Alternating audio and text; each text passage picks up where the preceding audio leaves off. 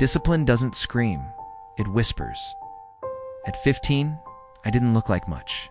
Scrawny, quiet, invisible to most people. But my name is Jason Callahan, and I grew up in a working-class neighborhood called Riverside Hollow. It's just outside of Toledo, Ohio. And if there's one thing I remember from those years, it wasn't the noise of life, it was the silence. The kind of silence that creeps in when your father walks past you like you're not there.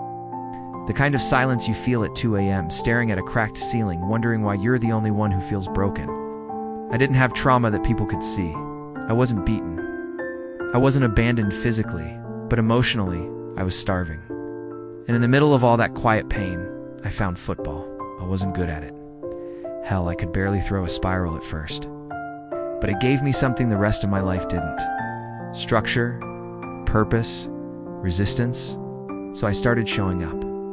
6 a.m., cold Ohio mornings. I'd run hills alone while most kids were still dreaming. No scouts watching, no parents cheering, just me. And the discipline I was building in the dark. But here's the part nobody talks about. When you already feel invisible, failure doesn't hit the same. Burns.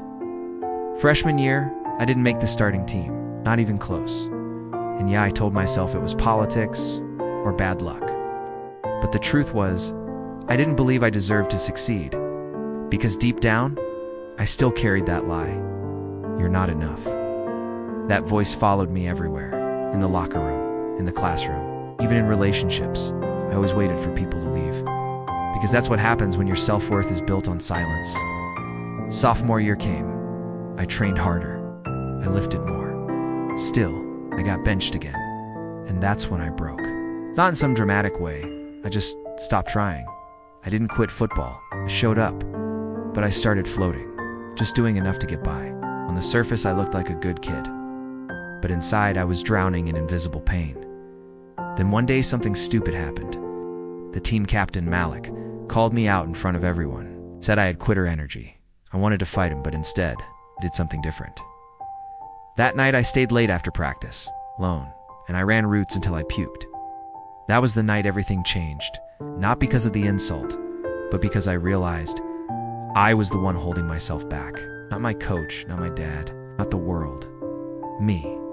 And in that darkness, I made a decision.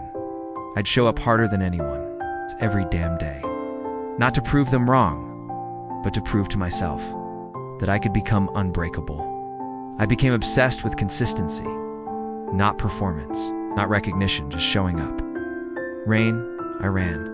Snow, I lifted doubt. I used it. I started waking up at 4:45 a.m. before school.